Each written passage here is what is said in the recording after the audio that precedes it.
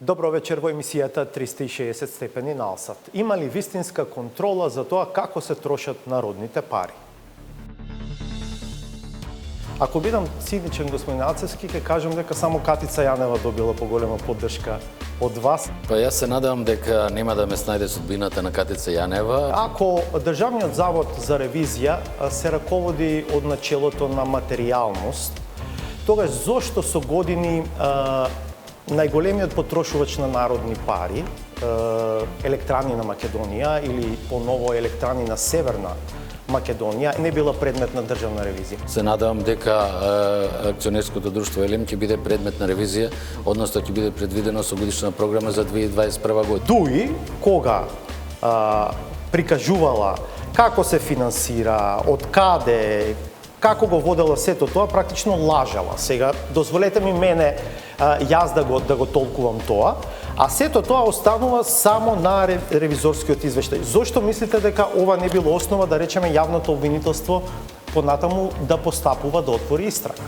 Јас не би го потребил тој термин лаже, меѓутоа, не гледајќи го само утврденото и напишаното во ревизорскиот извештај, треба да погледнеме и она што значи системска слабост, искажано по даденото мислење. Интервјуто со главниот државен ревизор Максим Ацевски е по кратка пауза. Гледајте 360 степени.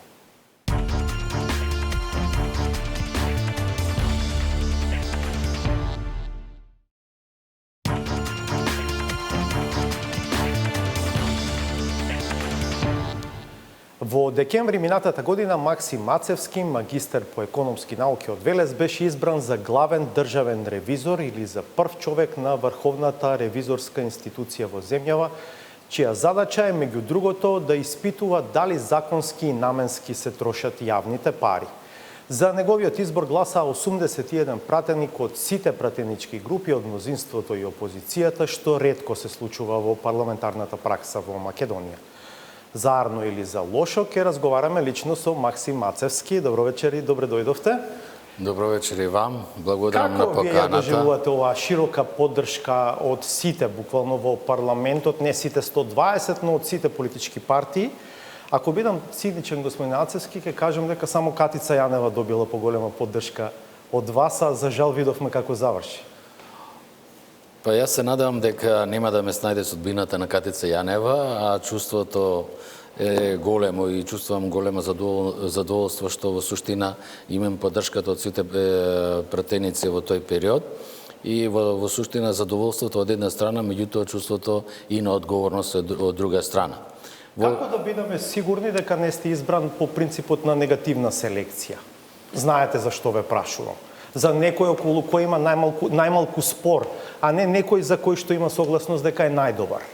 Па јас се надевам дека од овој 10-месечен период може да почувствувате промени во работењето на Државниот завод за ревизија, земајќи го чувството на транспарентност во работењето на институцијата. Ако од периодот во преходниот период можеме да забележиме дека една затвореност на институцијата, каде што во досегашниот период не се чувствувала потреба да се споделуваат информации со јавноста, мислам дека во овој 10-месечен период докажавме дека навистина сме партнери со медиумите, партнери со невладените организации, партнери со јавноста, се со цел да направиме дополнителен притисок врз државните институции. Неспорно е дека Државниот завод за ревизија се отвора во овој 10-годишен период од кога сте начело на оваа институција. 10-месечен период. И се извинувам, 10-месечен период, инаку ќе бидете 9 години, така? Да, точно така, 9 години и верувам дека во тој 9-годишен период ќе имаме многу работи за кои што и во понатамошниот период ќе зборуваме и ќе имаме работи во кои што ќе чувствуваме гордост и за општеството и за државата и за граѓаните, но и гордост за вработените во институцијата. Една дамка го следеше вашиот избор, тоа е случајот што го отвори Државната комисија за спречување на корупцијата, го затвори без знаот за вас, но го затвори од процедурални причини затоа што во меѓувреме вие заминавте од Државниот завод за ревизија. Што би рекле, да речем, во ваша одбрана во однос на наводите кои што беа кажани од антикорупцијската комисија? За публиката да кажеме дека поедноставено тоа беше вака поставено. Максим Ацевски правел ревизија на државни институции, давал определени забелешки и препораки, а потоа во приватно својство преку една невладина организација од Велес ги обучувал, им држал обуки како да ги адресираат тие препораки. Не е баш така состојбата. Јас се гордеам со сите вработени во институцијата кои што во суштина имаат капацитет, имаат својство да даваат едукација на вработените во јавната администрација, бидејќи да располагате со оден квантум на знаење, со одредени вештини и квалификации за да го споделите тоа што го знаете со вработените во јавниот сектор, во суштина целото општество треба да биде задоволно. Тоа што јас како Максим Мацевски го имам како знаење, сакам да го споделам и со сите останати вработени во јавниот сектор, давајќи една дополнителна вредност, зголемувајќи ги нивните знаења и вештини. Но принципиелно, ако држите обука некому, кому претходно сте му правеле ревизија, нема ли тука конфликт на интереси? Не се работи значи во тие услови. Ниту сме ги бирале на тие што сме им правеле ревизија, секогаш доаѓале личности кои што 1300 субјекти се предмет на ревизија, кои што подлежат на ревизија во Државниот завод за ревизија. Во текот на една година Државниот завод за ревизија прави ревизија некаде 50 до 60 субјекти. Така да не е точна констатацијата де факто дека биле повикувани само тие што да им се држал, што биле предмет на ревизија, де факто секој има можност да присуствува. И во овој момент има државни ревизори кои што учествуваат не само таа невладена организација, него во други приватни консултантски куќи кои што во суштина своето знаење го споделуваат се сите вработени во јавниот сектор. Јас ќе бидам горд доколку во Државниот завод за ревизија се изградат вработени, се изградат професионалци кои што своето знаење ќе умеат да го пренесат на други, зголемувајќи и нивните знаења и вештини. Се уште сте активен преку ова Сдружение на финансиски работници од Велес? Не.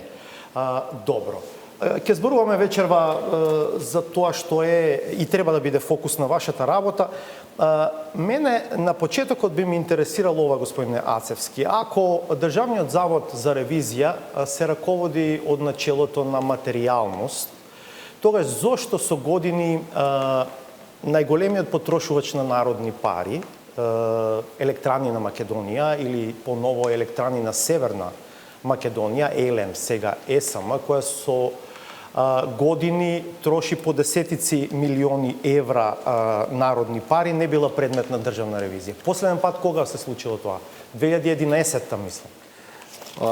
Да, точно така. Меѓутоа, видете, ова прашање во суштина треба да биде адресирано на некој друг. Јас можам да кажам за мојот период и можам да кажам дека во суштина најголемите ревизии или сите ревизии кои што се насуваат на крупни капитални акционерски друштва кои се собственост на државата во преходниот период или сум учествувал или биле под раководство во мојот сектор. Дали ќе се согласите дека сепак е нелогично ЕЛЕМ да не биде предмет на ревизија цели 9-10 години? Секако дека е нелогично, меѓутоа затоа и можам да изнесам вечерва за некаде од една недела де факто во рамките на Државниот завод за ревизија ќе биде донесена одлука за утврдување на стратешки приоритети кои што ќе бидат предмет на ревизија во наредниот период. Поаѓајќи од тие стратешки цели, се надевам дека акционерското друштво ЕЛЕМ ќе биде предмет на ревизија, односно ќе биде предвидено со годишна програма за 2021 година. Вие подготвувате годишни програми и така одредувате каде во текот на таа година, бидејќи самиот рековте 1300 субјекти се потенцијално предмет на ревизија, не можете сите годишно по 40 на 50 на субјекти можете да проверите како ги трошат народните пари и велите дека во 2021 ЕСМ поново или ЕЛЕМ ќе биде предмет на ревизија. Точно така. Треба да биде. Меѓутоа, бидејќи ако може само да се докажам, ќе ве молам. Значи, не би сакал да оставиме неодговорно во однос на оно што значи дека 9 години во суштина не сме правили ревизија на ЕСМ.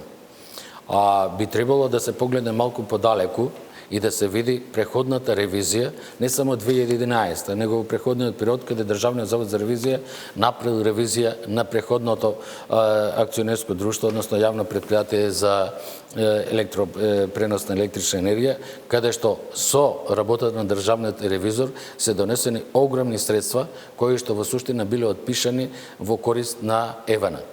Тоа може да се види и во документацијата при разрешувањето на таквата состојба во владата на Република Северна Македонија, тоа може да се види и во работењето на акционерското друштво ЕСМ, каде што по пат на отпишување на побарување кое што преходниот период биле отпишани, со констатација на Државниот завод за ревизија вратени со огромни милиони евра во корист на државата. Но тоа од 11 до 2020 многу се пишуваше, се говореше за сомнежи за ново испумпување на пари кон приватни фирми чија механизација се ангажира за ископ на јаловина и за транспорт неизин во рамките пред се на рек Битола. Неспорно, рек Битола мора да работи, бидејќи тоа е најголемиот производител на струја во државава, но од друга страна прашање дали толку многу пари мора да се трошат за таа намена.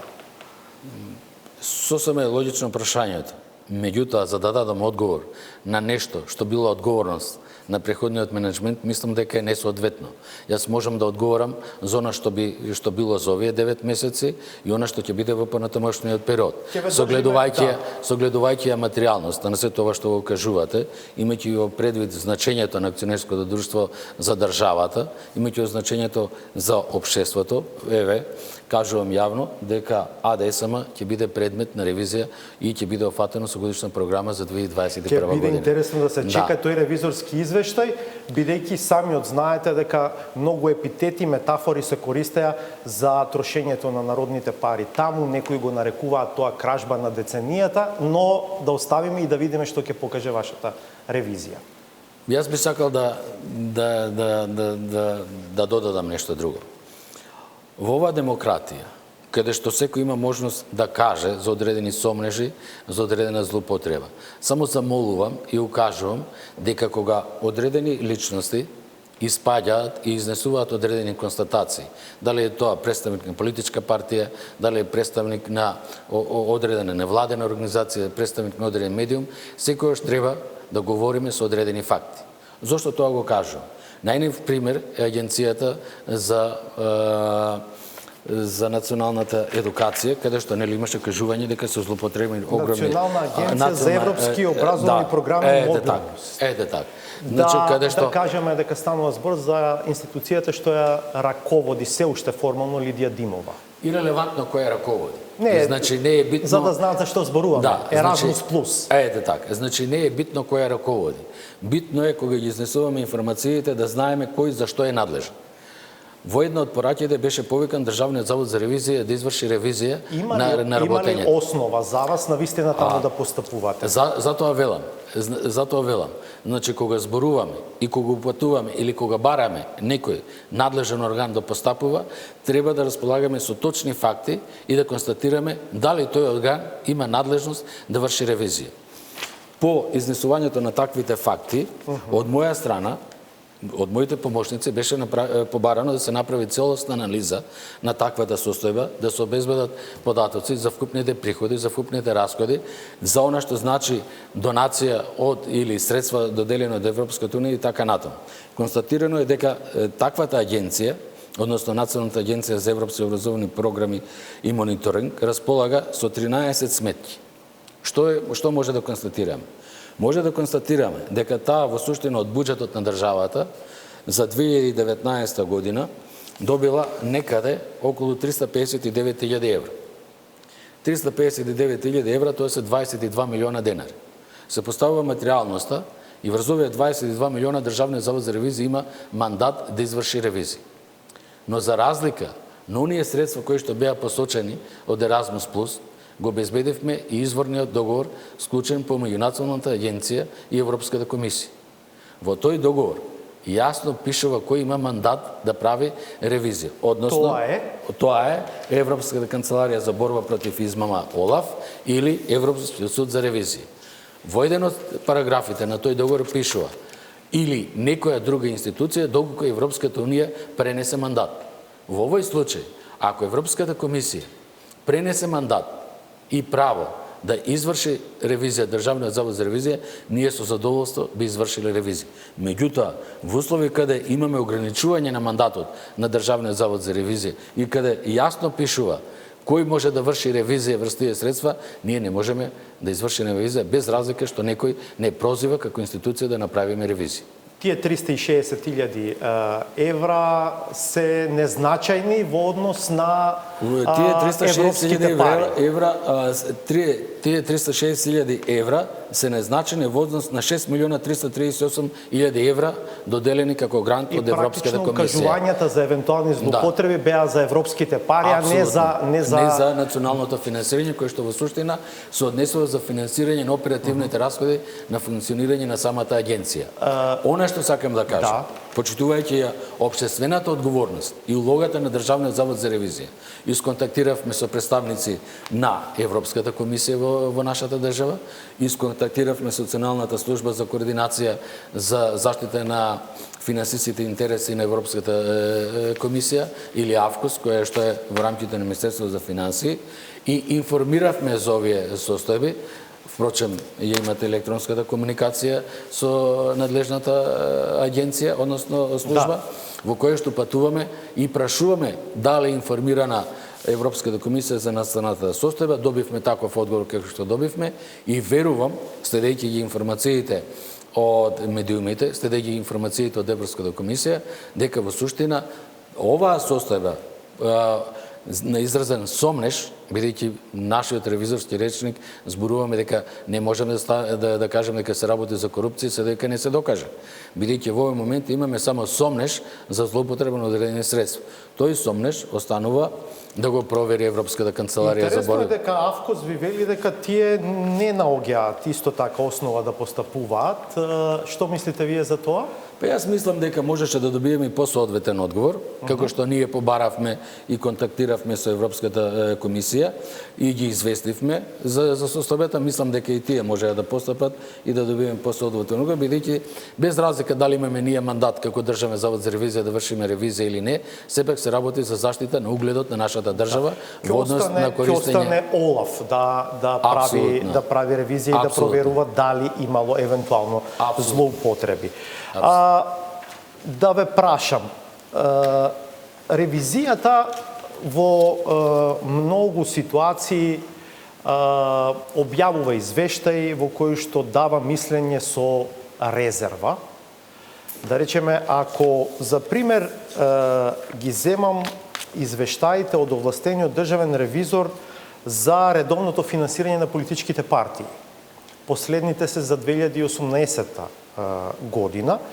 Еве го извештајот за партијата ДУИ, а не е само ДУИ, и за СДСМ и за ВМРО ДПМН имате исти заклучоци. Велите, со извршената ревизија за 2018 година, изразивме мислење со резерва како во однос на вистинитото и објективно прикажување на финансиските извештаи, така и за усогласеноста на финансиските трансакции со релевантната законска регулатива, упатства и воспоставените политики. Господин Ацевски, ова се многу сериозни наоди, но се останало на овој наод. Зошто? Видете, не само редовното работење на политичките партии и финансирањето на изборната кампања е проблем кој е децениски. Се до оној момент дека политичките актери во нашата држава не сватат дека се она што Државниот завод за ревизија го дал како препорака, се она што меѓународниот фактор, се она што наблюдувачите на изборите, ОПС, ОДИХР, дале како препорака за изменување на законската регулатива, дали се работи тоа за редовното работење, дали се работи за изборниот законник, се до тогаш ќе имаме такви извештаи во кои што од една страна политичките партии не може да обезбедат доследно почитување на законите, а од друга страна Државниот завод за ревизија и сите инволвирани други субјекти, и ДИК, и Државната комисија за спречување на корупција, и сите останати инволвирани доколку се појави одредени измами или незаконско работење, не може да постапат. Оти ако го преведеме ова е еден фин административен речник кој што народски преведен вели дека ДУИ кога прикажувала како се финансира, од каде, како го водела сето тоа, практично лажала. Сега дозволете ми мене јас да го толкувам тоа, а сето тоа останува само на ревизорскиот извештај. Зошто мислите дека ова не било основа, да речеме, јавното обвинителство понатаму да постапува, да отвори истрага?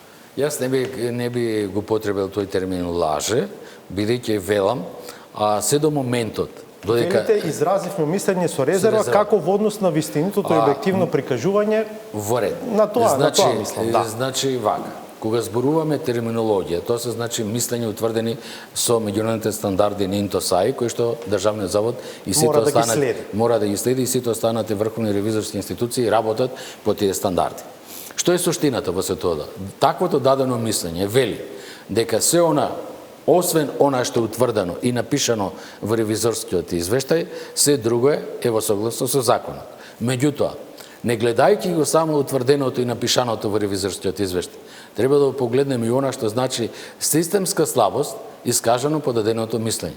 Ако ги погледнете ревизорските извештаи не само за редовното работење, него и ревизорските извештаи за финансирање на изборната кампања, ќе видите дека содржината на таквите состојби е повеќе од она што значи утврдени состојби.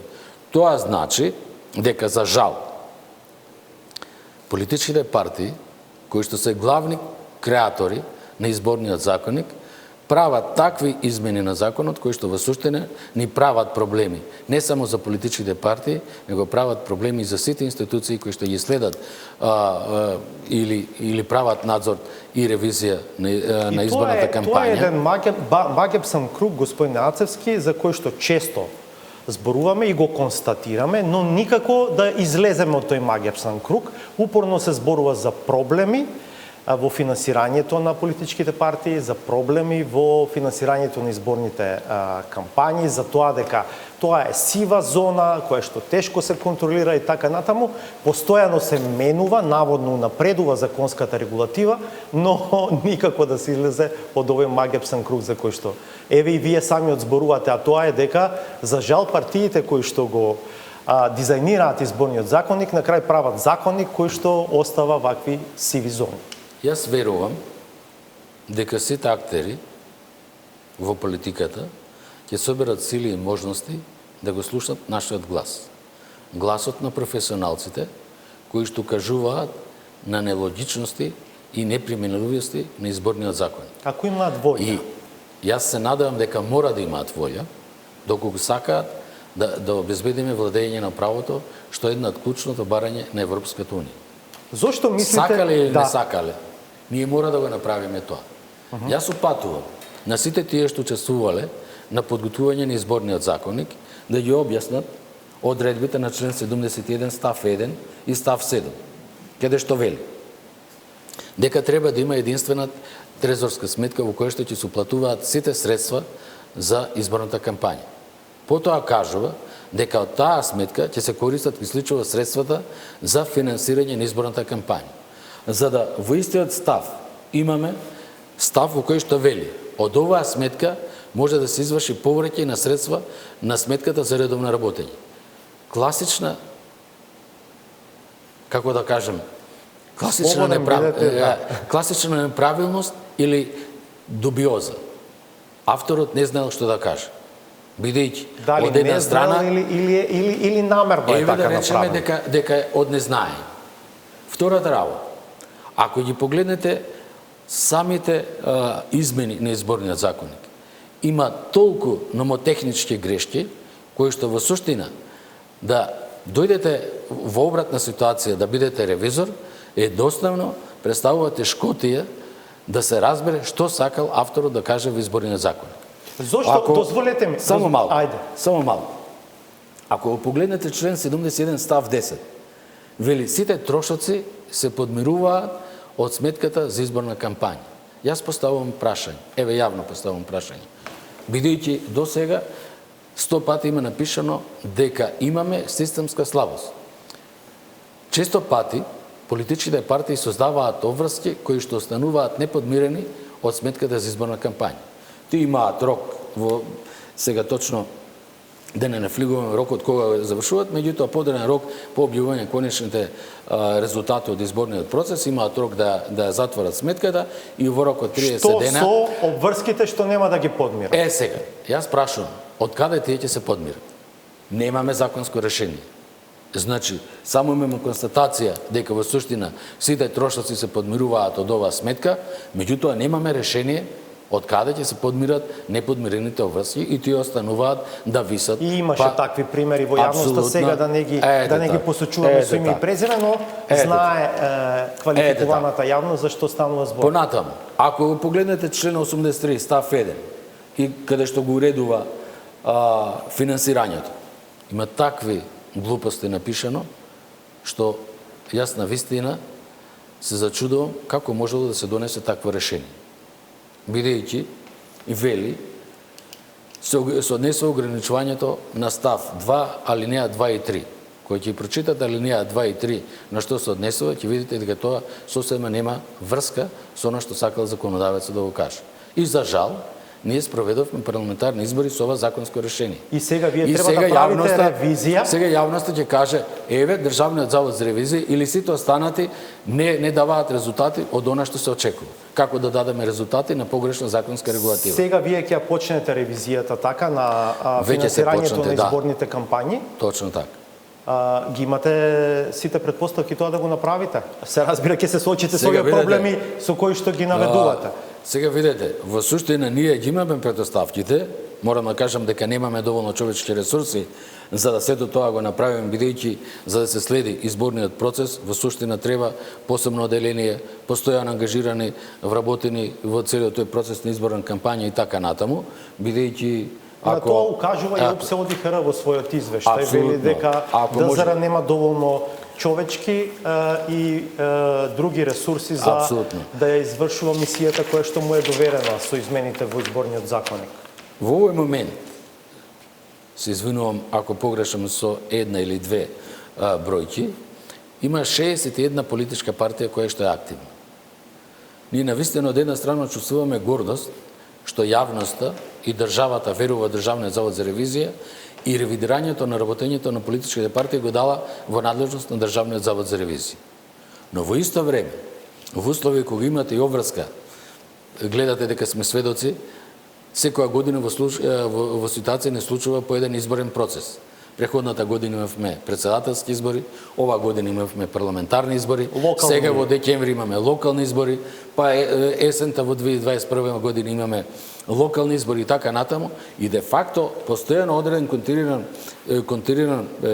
континуирано човечки ресурси од Државниот завод за ревизија се одвојуваат за ревизија на политичките партии, кои што де факто и во преходната емисија кажав дека не секогаш политичките партии треба да бидат предмет на интерес на Државниот завод за ревизија, бидејќи има поголеми корпорации, поголеми акционерски друштва кои што офаќаат поголем офат и поголема материјалност на средства кои што од интерес на државата. Ние не може да се занимаваме да речеме со политички партии кои што имаат 1 милион или 2 милиона денари, а овома да речеме АДСМ да биде 9 години оставен надвор од ревизија. Целиот овој блок прашања го почнавме со цитирање на дел од извештајот за редовното финансирање на ДУИ. Моето поидовно прашање беше кое што не го одговоривме во овој сегмент. Зошто мислите дека јавното обвинителство, не само еве во овој случај, туку и во други ситуации, кога ќе констатирате сомневања за евентуално незаконско постапување, понатаму не реагира и не отвора истраги по вашите извештаи? Јас мислам дека не е така. За прв пат од моето доаѓање побарав одговор од јавното обвинителство за сите ревизорски извештаи кои што е доставено до јавното обвинителство. Во периодот од 2015 до 2019 година се доставени приближно 44 конечни ревизорски извештаи во јавното обвинителство. Добиени се повратни информации, тоа слободно може да го проверите и во годишниот извештај на Државниот завод за ревизија, кој што е објавен на веб страната на Државниот завод за ревизија, од кој кажува дека од 44 конечни ревизорски извештаи, 5 се отфрлени, додека сите останати се во обработка и за одредени ревизорски извештаи веќе има и осудителна пресуда. Например? Тоа е првата работа. Може да го земете, да речеме, јавното предпријатие Комуналец Гостивар и други, сега не знам на памет не ми доаѓаат. Добро. Меѓутоа, тоа е едната страна на работата. Дали воопшто јавноста, дали воопшто невладиниот сектор и новинарите и медиумите се запрашале во какви услови работи јавното обвинителство. Ако земете да го прочитате конечниот ревизорски извештај за буџетот на државата, ќе погледнете состојби кои што се однесуваат на судската власт. Ако вие континуирано со години и давате помалку средства на судската власт, не обезбедувате доволно човечки ресурси на судската власт, не обезбедувате доволно човечки ресурси на јавното обвинителство, не обезбедувате доволно човечки ресурси на Државниот завод за ревизија и на сите други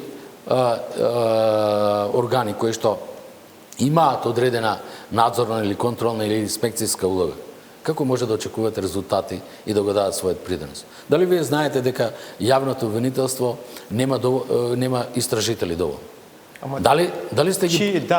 Чи проблем е сега тоа? На државата, апсолутно. Затоа велам, кога ги поставуваме или кога отвараме одредени прашања, значи мора да ги земеме прашањата комплексно, да ги погледнеме кои се вистинските причини.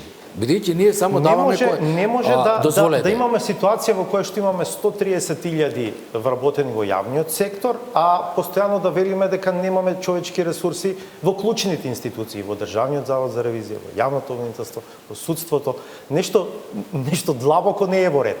Верувајте, значи, еве, јас верувам, бидејќи неколку пати ја следам изјавата на потпредседателот на владата, задолжен за борба против корупција, одржлив развој, кој што јасно кажува дека за овие институции во наредниот период ќе се води голема грижа.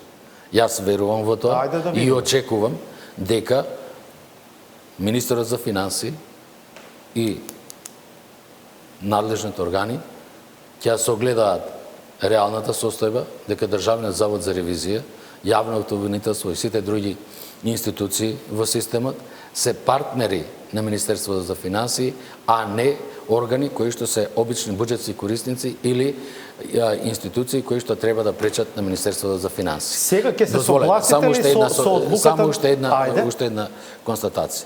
Ако Државниот завод за ревизија со 2 ревизии утврдува и дава поврат на буџетот на државата со 11,7 милиона евра, јас не гледам причината министерот за финансии да не го одобри буџетското барање на Државниот завод за ревизија, кое што значи дополнителни 10 милиона за преземање на одреден број на вработени или за вработување 10 милиона денари.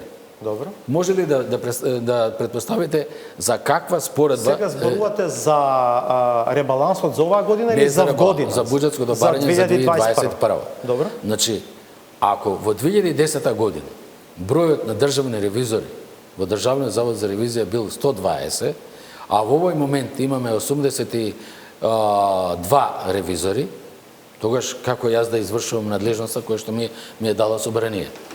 Јас немам магично стапче. Јас работам по 18 часа дневно. Даваме максимални резултати сите вработени во Државниот завод за ревизија да исполниме задачата. Даваме предлози, сугестии, еве сега и на новиот. 10 милиони денари се 150.000 евра на годишно ниво. И тие пари не сака да ви ги даде финансии за буџетот за година. Јас се надевам дека ќе ги дадат. И мислам дека... А тие пари за што ви требаат конкретно, за колкумина? Тие пари ни требаат за преземање на еден број на вработени и за вработување на ново вработење во Државниот завод за ревизија, но во исто време и водење грижа за постојните вработени во Државниот завод за ревизија, кои што во претходниот период со години не били унапредени. Замислете вие да давате одлични резултати, да давате придонес за општеството, да давате придонес за буџетот на државата, а 10 години да не бидете унапредени. Сакам да ве прашам за ревизијата извршена во специјалното јавно обвинителство. Таа крена многу прашина во јавноста. Конкретниот наод се однесува на остварувањето на правото на други надоместоци за вработените, конкретно за шефот на тоа обвинителство и за јавните обвинители таму. Сумата која што ја посочивте, која што била поделена по однос на остварување на право на други надоместоци е околу 4,5 милиони евра, што не е за занемарување, но јавноста не доби многу детали околу тоа, затоа што рековте дека прибавените информации имаат степен на квалификација, дека согласно закон треба да изготвите посебен извештај, тоа сте го направиле, но јавноста не дозна повеќе отколку овие една-две реченици. Зошто? Видете, за самиот извештај се грена многу прашина. Прво се постави прашањето зошто сме прифатиле како Државен завод за ревизија да вршиме ревизија. Мојот одговор е поради општествениот интерес и поради интересот на јавност.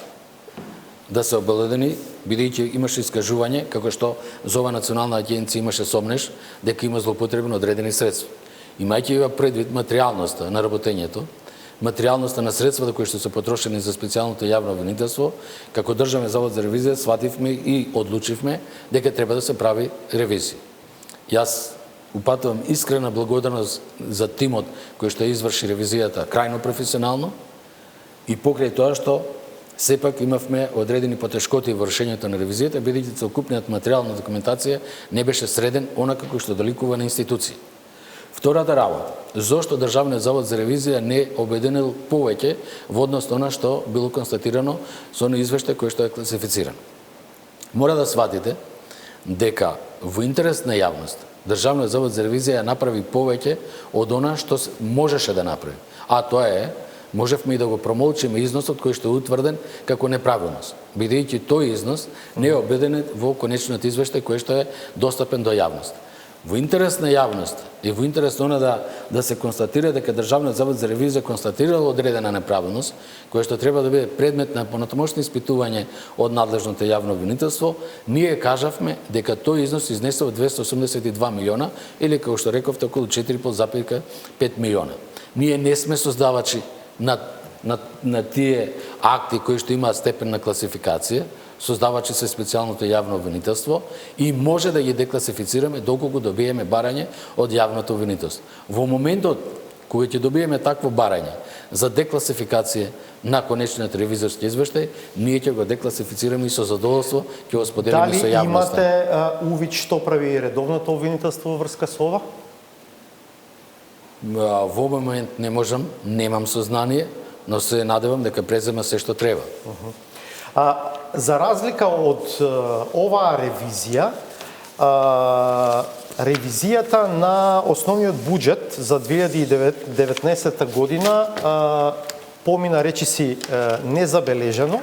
Веќе зборувавте за делот на одите, особено во делот на судската власт, за тоа дека тоа што го пропишува законот како одреден процент кој што треба да го добива судскиот буџетски совет на годишно ниво, воопшто не се почитува.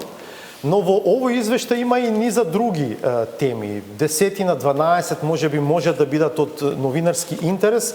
Една може би тесно поврзана со општата тема за која што вечерва зборуваме е неекипираноста на инспекторатите. Констатирате дека само 59% од инспекторатите се пополнети според систематизацијата.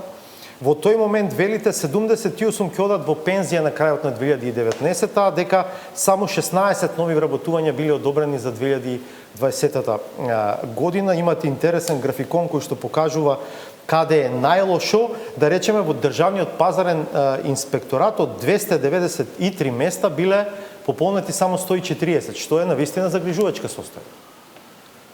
Мојата препорака е, бидејќи често пати и самиот министер не е виновен, бидејќи често пати му се пласираат одредени состојби кои што вработените во министерството ги подготвуваат. За финансии зборувате сега? Зборувам за финансии. Мислам дека и самите вработени во Министерството за финансии треба да имаат чувство на одговорност и синцеритет во однос на буџетскиот корисник кога ги разудуваат буџетските барања. Министерството за финансии итекако треба да биде заинтересирано да има успешни институции од областа на инспекцијата, од областа на контролата, од областа на ревизијата. Доколку имаме исполнети човечки ресурси, задоволни човечки ресурси, квалитетни, способни и кои што располагаат со соодветни вештини, тогаш ќе имаме резултати.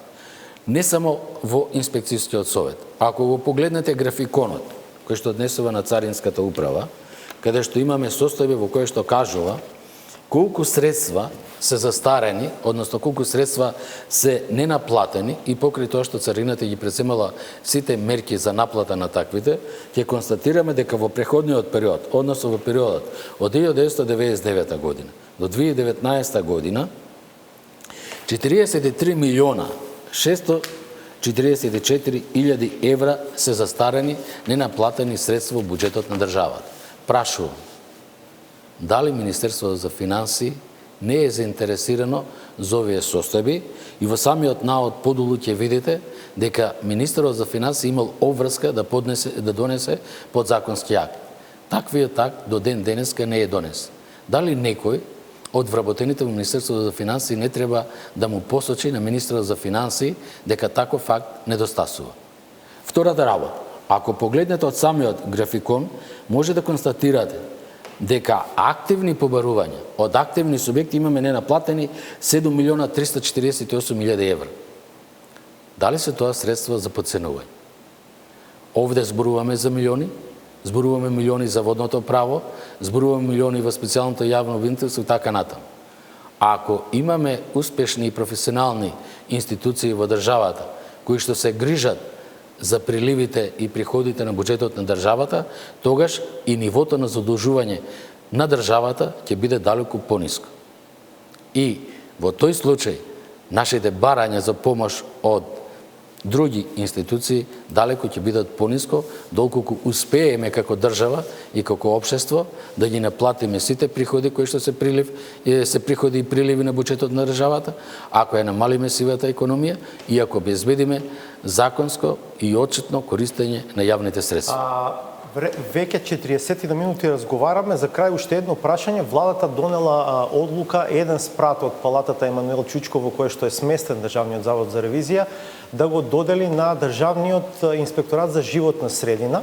Нивните простори изгореа во неодамнешниот пожар, се сеќава јавноста, па дури и секретаријатот за европски прашања кој што беше сместен во таа зграда мораше да се сели во други простори. Ќе ви станат комши од инспекторатот за животна средина? И јас верувам дека нема и нема да дозволам, поради тоа што незамисливо во една институција да бидат сместени два државни органи.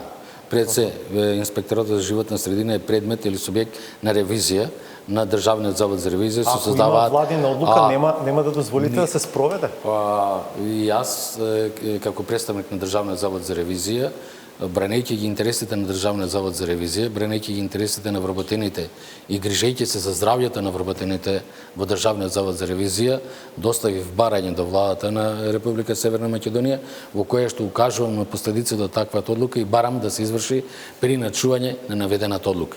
За жал, таквата одлука е направена без да се обезбедат фактичката состојба и да се направи увид во рамките на Државниот завод за ревизија, од причина што имате убава нова зграда, личи на комотна, знаете како колку на 6 ката. Знаете како е, секојаш невестата која ќе облечете субав устан, таа е секојаш убава. Меѓутоа, ако ќе погледнете внатре во низината содржина, можеби ќе се разочарате. Ако земете едно јаболко кое ќе погледнете од надвор, тој може би црвено. Меѓутоа, кога ќе го пресечете, може би тоа е црвливо. Така да, еве, јас ве поканувам како медиум да дојдете да направите на репортажа и да видите какви се простори има во таа зграда, па да се уверите во квалитетот. Јас се плашам и сум загрижен дека може би еден ден ќе добијам кривична пријава од некој граѓанин ако биде повреден од еден од лимовите кои што се изврзани со јажења на терасата на Државниот завод за ревизија, бидејќи во секој момент може да одлете и да повреди некој човек. Чувствувајќи општествена одговорност, од моја страна уште во месец јуни има доставено известување до службата за општи и заеднички работи, во кое што известувам за безбројно мали од изведбата. Извршен надзор од страна на увид, од страна на надзорот кој што ги бил задолжен за изведување на градбите, составен извештај некаде на 15 страни, каде што се констатирани безброј аномалии, каде што се констатирани потреба изведувачот на работите да изврши реновирање или отстранување на таквите констатации. Знаете што е направено? За овие 2 месеца кај што е подготвен извештајот, донесена една скала во просториите на Државниот завод за ревизија и направена една посета во која што е направен еден квадрат на плафонот од 40 на 40. Ништо друго. Во такви услови, само да довршам. Да, мора да завршувам. Во такви услови, во кои што имате простори, каде што нема прозори, каде што имате простори, каде што немате дотор на свеж воздух, јас повикувам било кој што сака да биде сместен внатре и се прашувам на кој начин може да обезбедиме заштита на граѓаните во овие услови, односно на вработените. Мораме да завршуваме, инаку станува збор за релативно нов објект граден во рамките на проектот Скопје 2014, но еве и самиот зборувате за многу фалинки негови. Јас еве искрено повторувам, го поканувам вашиот медиум да направите една репортажа и за да не испадне тенденциозно моето зборување, да видите фактичката состојба, па ќе направиме повторна една емисија и ќе ги презентираме сите состојби кои што сте ги виделе на лице место. Ви благодарам што сте отворен и што го отварате генерално Државниот завод за ревизија. Верувам дека е тоа во општ интерес, во прилог на јавниот интерес и на општото добро, бидејќи контролата врз трошењето на народните пари е почеток и крај на една земја која што сака да се нарекува демократска. Благодарам и вам, беше чест и задоволство што бев гостин на нова емисија. Се надевам дека пак сигурно. Верувам во тоа и се надевам дека секогаш кога има одредени интересни теми ќе ги пренесувате. Навистина, еве сакам да завршам, навистина ме изненадува фактот што и покрај тоа што поготвивме специјално соопштение за јавноста за ревизорскиот извештај за буџетот на државата, ниту еден медиум не го сподели тоа соопштение. Навистина не ми е јасно таквата состојба, но верувам дека може би од презафатеност на медиумите. И благодарам уште еднаш. Благодарам и вам. Останете на Алсат, по паузата е саботажата.